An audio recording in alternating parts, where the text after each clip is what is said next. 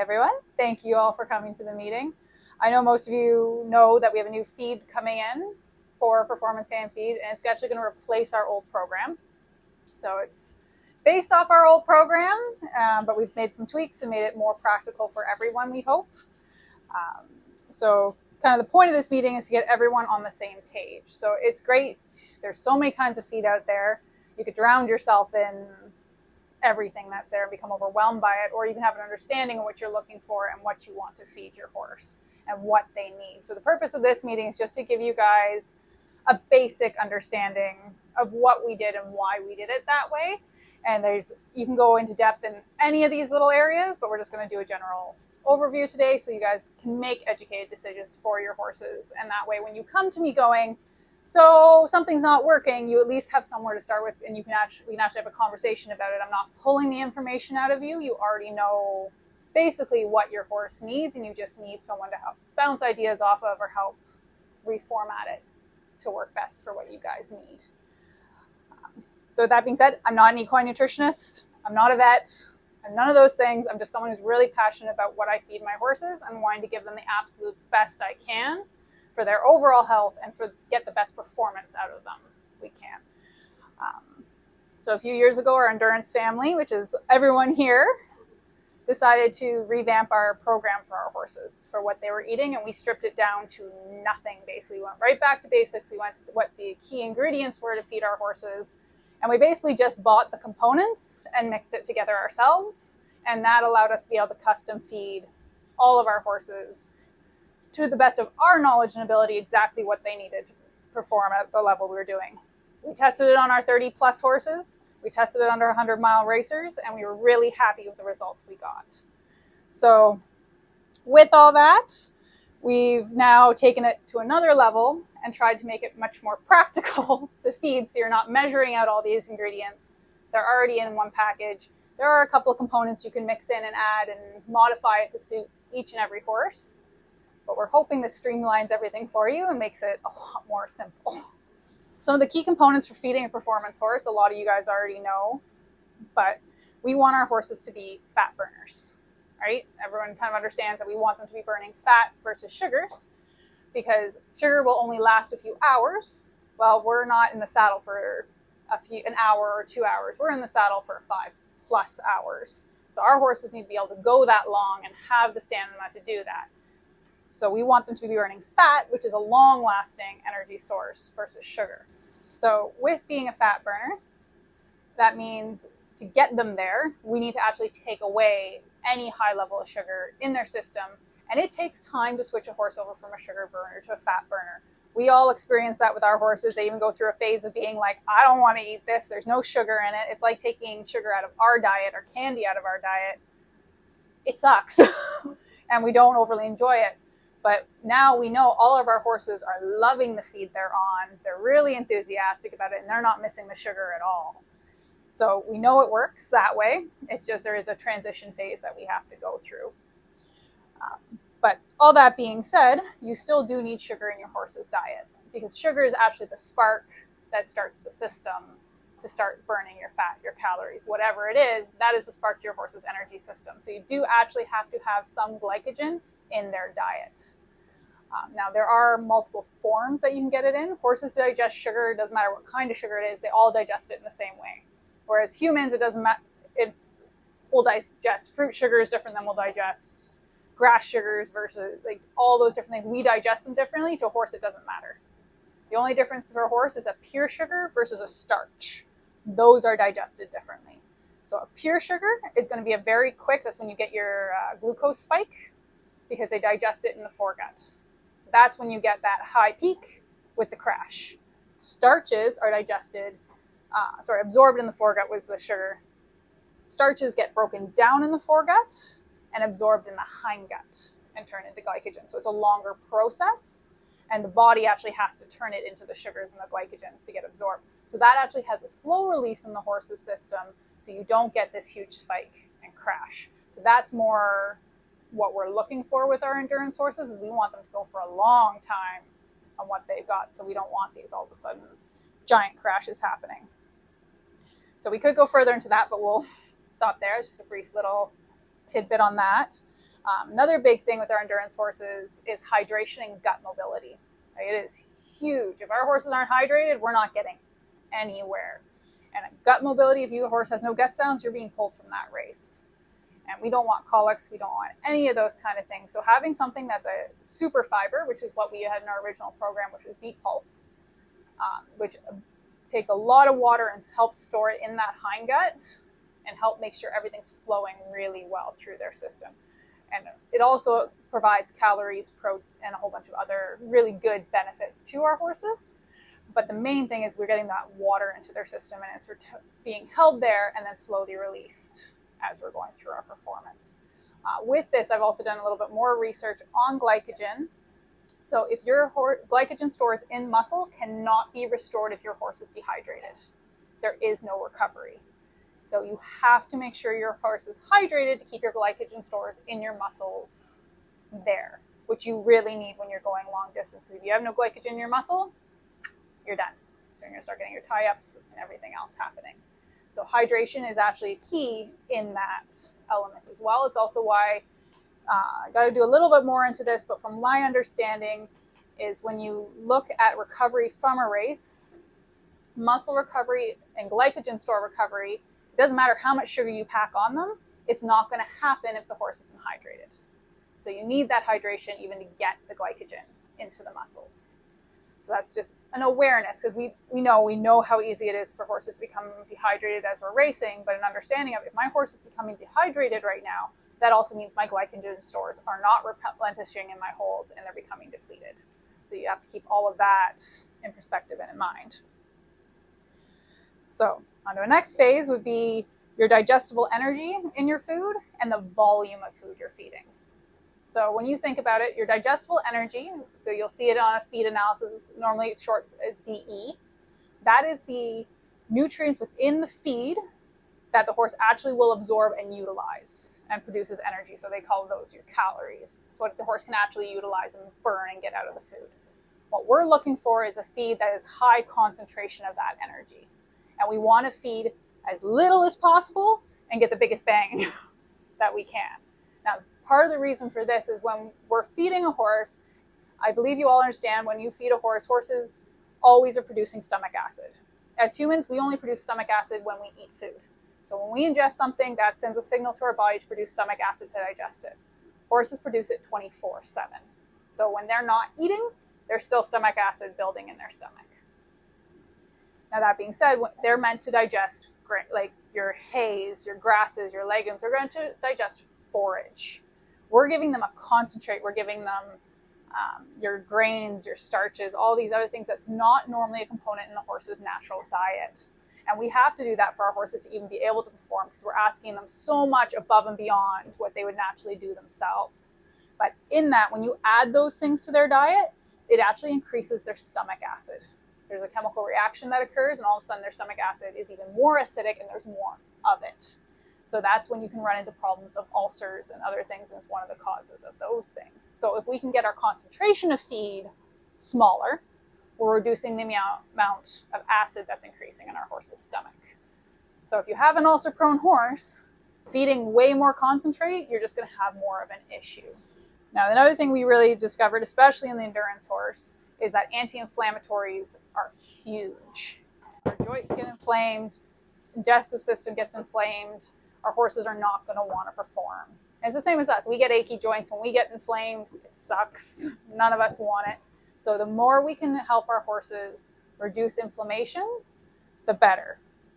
So we've discovered that omega-3s versus 6s. So your omega-3s have your anti-inflammatories. It has been shown in some research that 6s actually can have an inflammatory reaction, but it's not a solid proven thing.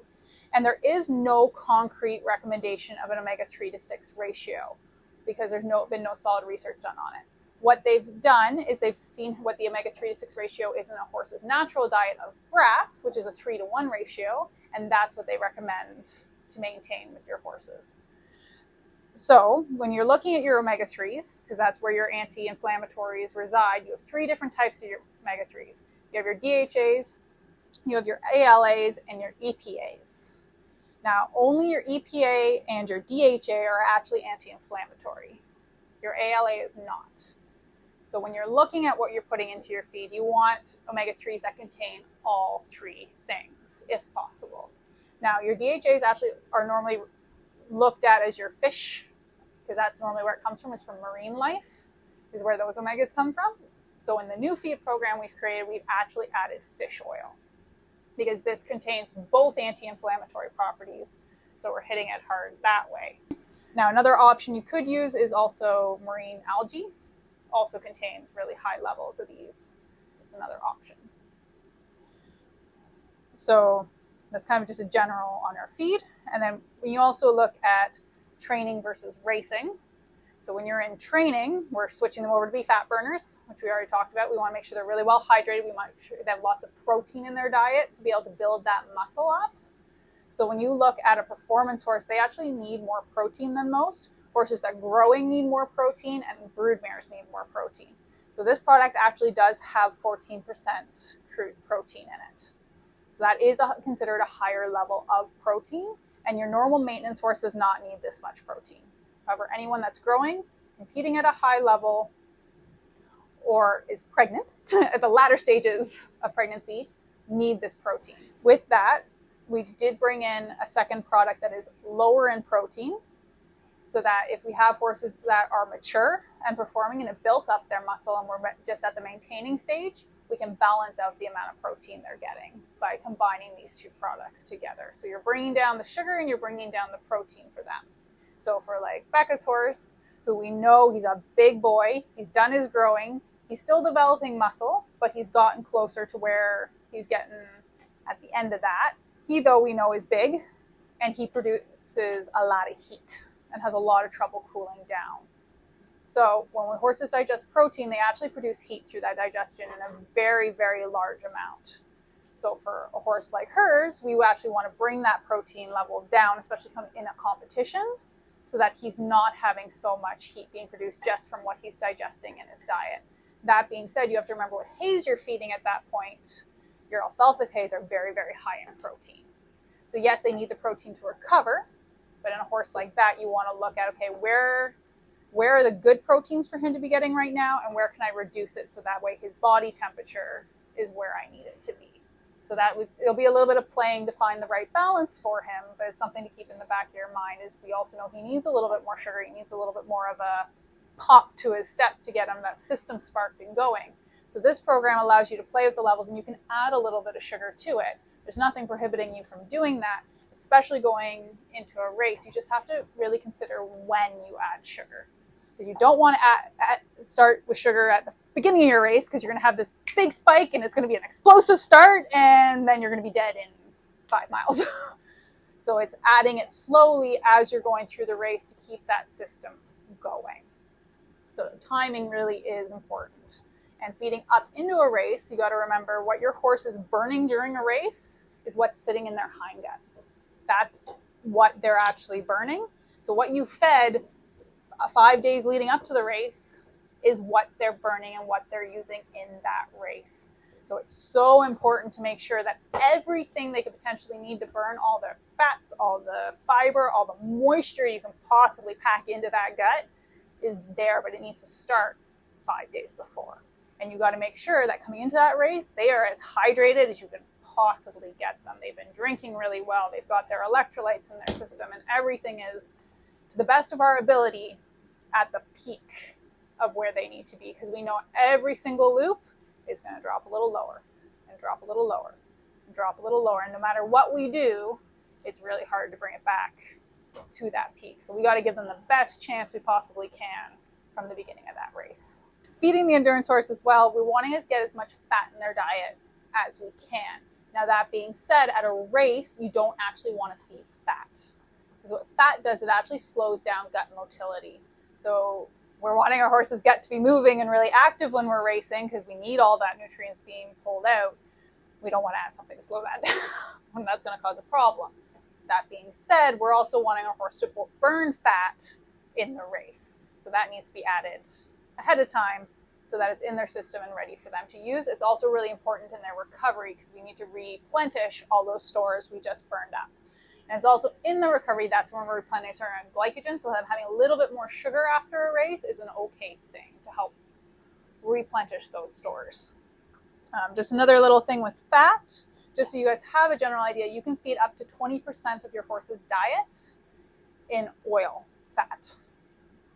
So now with fats, there's different kinds of fat. There's different pros and cons to different types of fat. We're not going to get into that today. It's the same idea as there's different kinds of proteins, and you want to make sure you're feeding the correct proteins. So we'll do another talk at some point. I'll put something up that talks about all those different things, but this is just a general overview to have an understanding that, yes, you can give your horse protein, but are you giving them the right proteins? Yes, you can give your horse fat, and most fat is what most of us think, but what omegas are in that fat? Are you giving them anti-inflammatory, or are you giving them an inflammatory? What other products are in that fat? Certain fats also contain nutrients, and some of them actually contain carbs or sugars or other things. So you really need to understand what you're putting in. So in our feed, we have put soybean oil in along with our fish oil. So that's just as a base. Soybean is a very good oil. Its omega ratio isn't as good as we would like. Ideally, we would normally go with flax oil. But in our feed, because we got it pelleted, you can only have up to 8% fat in a pelleted feed. Because if you go higher than that, the pellet actually breaks down and it loses its stability. So we chose to go with a cheaper oil, because fish oil is quite a bit more expensive, but they end up balancing each other out in what they provide. Because we could have put the flax oil in, but it doesn't actually have the anti-inflammatory properties that the fish oil does. So we've made that exchange in what we're feeding, so you guys have an understanding of that. That being said, we still recommend, if your horse needs more fat, add fat. Add it in an oil. Our highest recommended oil would be a flax oil, and then you can do a soybean oil, but you just need to get that fat into their system and on board. So we're just going to go a little bit more into feed comparison of our old program to our new program, because that's what you guys are switching from one to the other. So we're doing our comparison. If you look at your little handouts, we did it based off one of the horses that's here right now, and is one of our current clients. And it shows you what he's currently on. So right now he's getting 1.5 pounds worth of food a day, and that's in between beet pulp, alfalfa pellets, and ground flax. We're not including minerals or salts right now because they're still going to be needing to be added in this new program. Now, the reason we did this is because you want to be able to feed whatever volume of food your horse needs. So if you have a hard keeper, you want to be able to feed as much as it's going to meet their caloric needs. Or if you have an easy keeper, you want to be able to feed them just that little bit of something so that they're getting that little boost. However, if you put a mineral in your feed, there's a minimum amount you have to feed for them to reach all of those things. So it does not fit all the horses we have. So this way, you can feed what they need to get them calorically and nutritionally, but you're also still giving them all the mineral and nutrients they need separately. And a lot of times, depending on the season, alters how much salt a horse needs in their diet. As we know right now, it's August, it's hot here in Texas, and all of our horses are eating quite a bit of salt. I know my girl right now, I give her 3 tablespoons of salt in her meal, and she still attacks that salt like there's no tomorrow. So it's understanding your horse and how much they need in the environment they are in. Because over the winter, they don't need that much. They get what they need out of their mineral. So back to Mr. Ruger's feed. If you look at your chart, it shows you the total weight of what he's getting right now, which is 1.5 pounds. And it's showing you in the pounds of custom feed. So the first line is 1.4 pounds of custom feed. The next column showing you is the difference in DE, which is digestible energy. So if it's positive, it has less in the new program than the old program. If it's a negative, it has more. So the digestible energy is 0.009. So it's pretty much the same. At that point, it's pretty irrelevant grams of digestible energy. And then the difference in your crude protein, it's a little bit less in protein than what we're currently feeding for Ruger. And then, so the TAEE, those are your fats. So your total amount of fat in the diet, it's quite a bit lower than what we're currently feeding. So we would probably put an oil on top of his food to offset that. And then the difference in NSC, so NSC is your non-structural carbohydrates. So those are your sugars and your starches. So as of right now, this feed is being produced and shipped to us.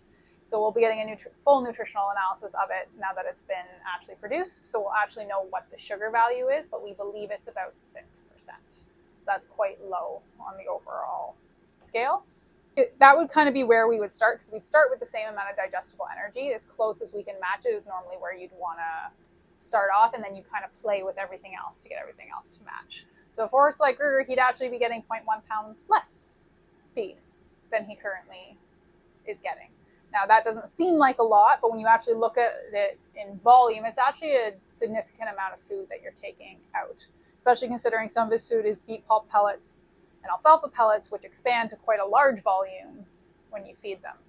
This being said, beet pulp and alfalfa are digested in a horse's system very, very similarly to grass and hay.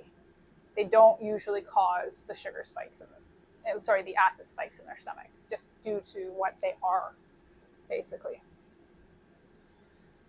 So that just kind of gives you a general idea what that chart's about. You can kind of look at it, play with it to figure out where your horse might fall in that and where you might want to put them.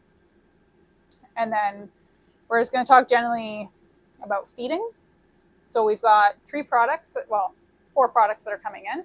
We have our custom feed that is now coming in for us. We have Fiber Energy coming in, which is a feed by Halloway Feeds, which I talked about a little bit earlier, that they have a lower protein content, low NSC. So for a horse like a Sammy, who has Cushing's, he has to have a very, very low starch sugar NSC level. It needs to be lower than 10%. That's kind of the threshold that's been given as a standard.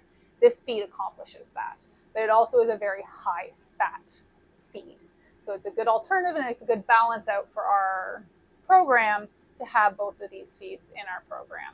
But for a horse like Sammy, that would basically be what he'd be on. That would be his diet. And if you wanted, you can add some beet pulp to that to help bulk it up and help give him that extra water and everything else. You would add a little bit of beet pulp to that to help balance out his system. And I definitely do not recommend completely removing beet pulp from your horse's system, because beet pulp just has so many good attributes to it. It is a super fiber, and there is a reason for that. So coming into a race, coming out of a race, add the beet pulp to your horse's system, especially because I know all of us feed our beet pulp at a race. Make sure it's already in there. Don't let them forget what it is. It's really, really good for them. Now, that being said, our new program has soybean hulls in it, and they're actually very similar nutritionally to beet pulp. They don't match up perfectly, but the little bit of difference isn't enough to cause an issue. And our new feed also can be soaked.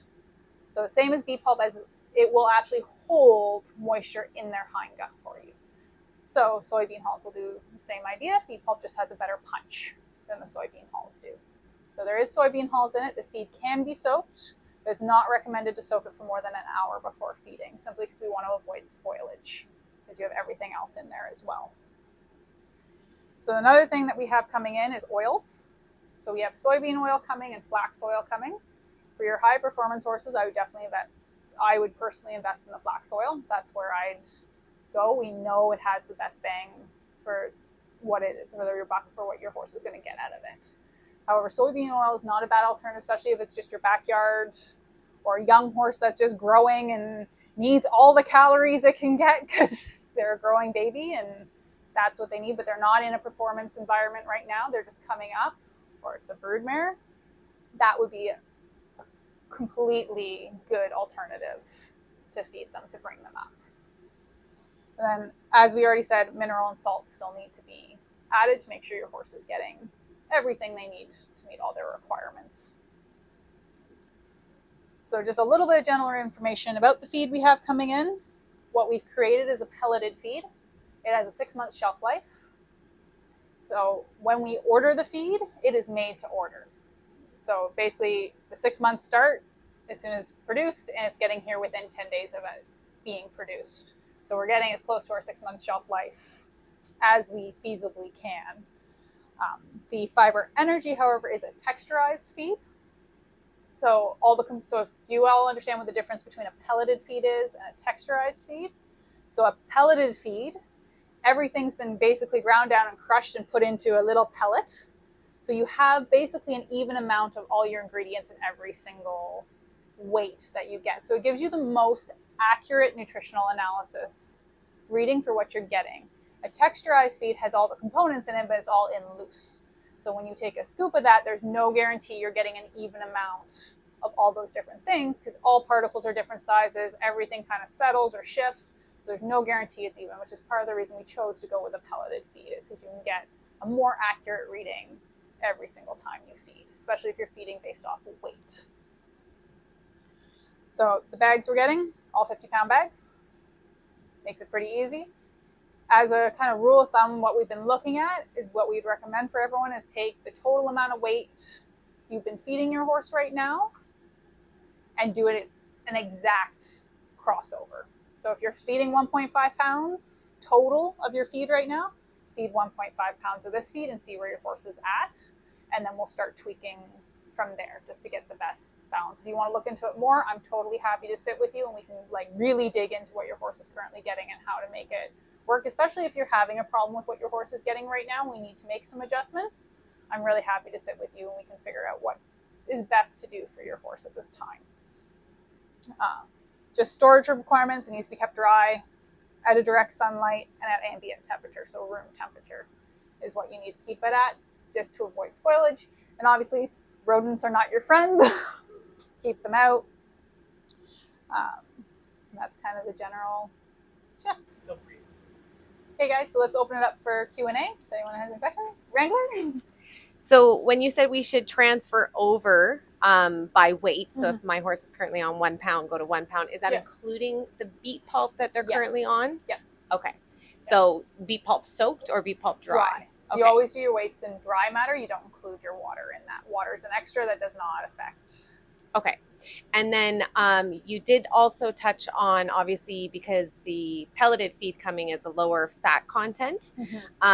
Is there a way that we can kind of estimate, if my horse is on 1 pound, how much fat it's getting and how much I should consider doing of an oil? Yeah, of an oil. We can sit down and figure that out. Yeah, Definitely. Just so that, because obviously they'll be getting the same digestible energy. This will create more, but I think if they're already competing, they should probably maintain the same amount of fat to just go forward with. So do you want to do that individually, or do you have like a chart that we could kind of create to see? We can create a chart and get that figured out. But I think in some cases, I think an individual is almost better because some horses do have slightly different requirements than others, but we can create a standard.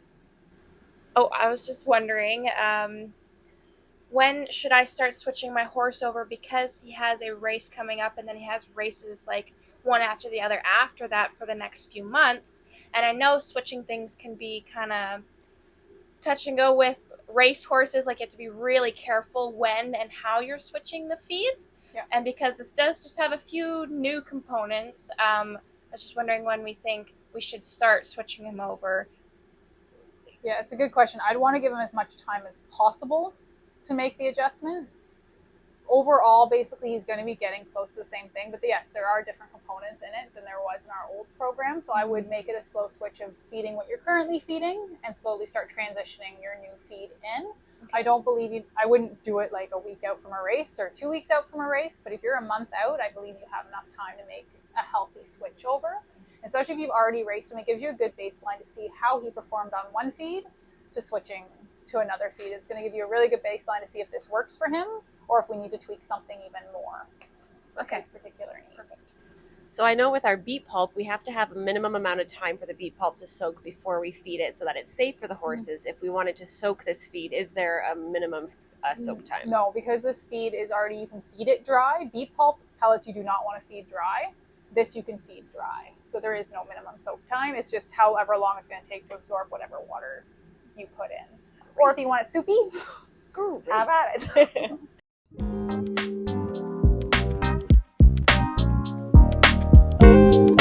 it.